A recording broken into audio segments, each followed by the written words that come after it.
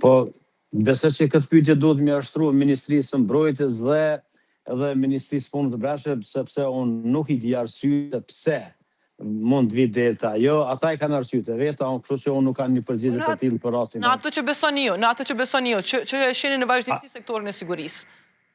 Po, e thash edhe më herë që në fushën e sigurisë, pra, jo vetëm sektori i sigurisë, po të gjithë sektorët në shkallë të vend, të gjitha institucionet e Kosovës, pra, të gjitha janë të rëndësisë. Pra, pavarësisht, sepse nuk mund ta themi më pak që është arsimi, shëndetësia e tjera.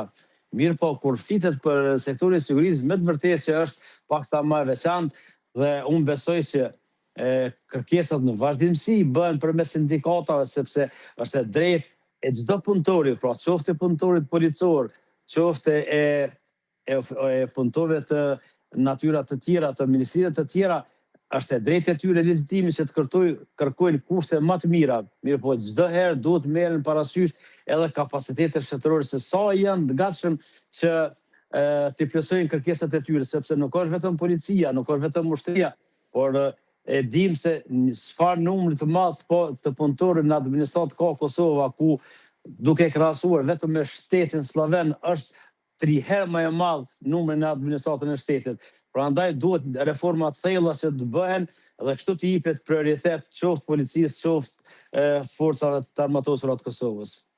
Zoti Islami përmendi çështjen e sindikatave, mirë po.